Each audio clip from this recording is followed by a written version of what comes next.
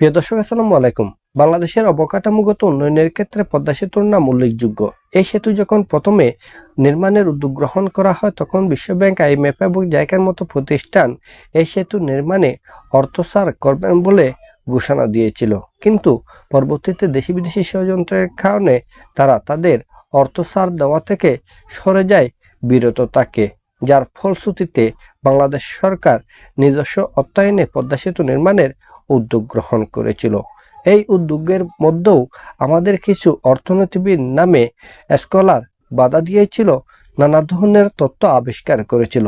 তারা ওই সময়ে বলেছিল, যদি নিজস্ব অর্থায়নে পদ্মা সেতু নির্মাণ করা হয় তাহলে বাংলাদেশের অর্থনীতিতে দারুণভাবে প্রভাব পড়বে, যে প্রভাব বাংলাদেশের জনগণ সইতে পারবে না।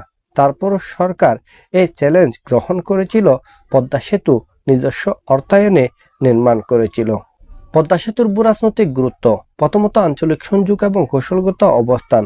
বাংলাদেশ যেহেতু দক্ষিণ এবং দক্ষিণ পূর্ব এশিয়ার দেশগুলোর কেন্দ্রস্থলে মধ্যস্থলে অবস্থিত, সেহেতু বাংলাদেশের এত বৃহৎ একটি নির্মাণ কাঠামো শুধুমাত্র বাংলাদেশের জন্য নয়, বরং এতদ অঞ্চলের অর্থনৈতিক উন্নতি অগ্রগতিতে গুরুত্বপূর্ণ ভূমিকা পালন করবে।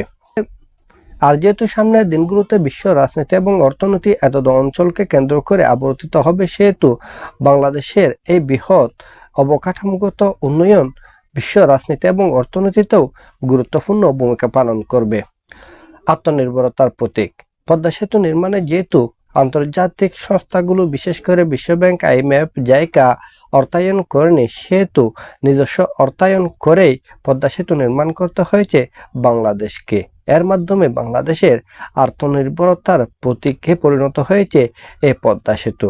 বাংলাদেশের ভাবমূর্তি উজ্জ্বল করেছে বহির্বিশ্বে।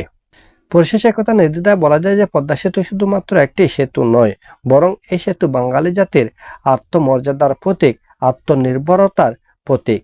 বাঙালি জাতি যে নিজস্ব অর্থায়নে এই ধরনের একটি অবকাঠামোগত উন্নয়ন করতে পারে, এই সক্ষমতা যে বাঙালি জাতির বাংলাদেশে রয়েছে, সেটি বহির্বিশ্বে প্রমাণ করেছে এই পদ্মা সেতু।